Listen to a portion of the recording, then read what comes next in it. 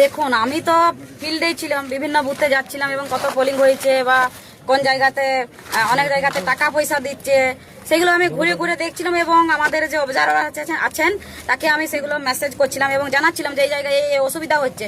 তো ঘুরতে ঘুরতে আমি ফোন পাই যে এখানে আমাদের যিনি ইলেকশন এজেন্ট আছেন উনি দুটা গাড়িকে আটকাইছেন, একটা গাড়ি মানে রানসে বেরিয়ে গেছেন। যদি ওনাদের কোনো কিছু করার ইচ্ছাই না ছিল তাহলে ওরা ভয়ে পালাচ্ছে কেন, পালিয়ে কেন যাচ্ছে? নিশ্চয়ই কোনো চুরির কোনো মতলব ছিল, এই ভিভিএম গুলো পাল্টানোর কোনো মতলব ছিল।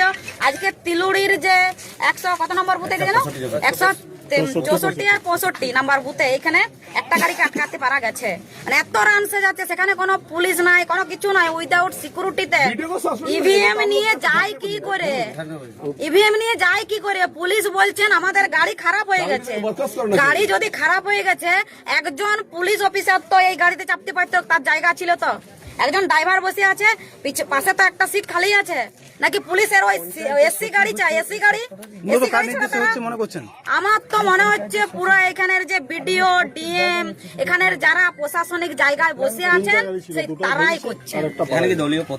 দলীয় পতাকা গাড়ির ভিতরে আমি এসে পরে, এরা তো লক্ষ্য করে নাই, আমি এসে খুললাম দেখছি দুটো দলীয় পতাকা রয়েছেন। আমাদের যে অবজারভার এসেছেন, আমি ফোন করার পর এলেন, উনি বলছেন যে এই যে পোল তারকুটি আর যেগুলো আছে সেগুলো তো খুলে ওনারা হয়তো রেখেছেন। তো আমি বলতে চাই তৃণমূলের ঝান্ডা গাড়ির ভিতরে পাওয়া যাচ্ছে এবং যে গাড়ি চালাচ্ছে সে তৃণমূলের একজন কার্যকর্তা নেতা, ঠিক আছে? আর একজনকে ধরেছে সেও তৃণমূলের নেতা।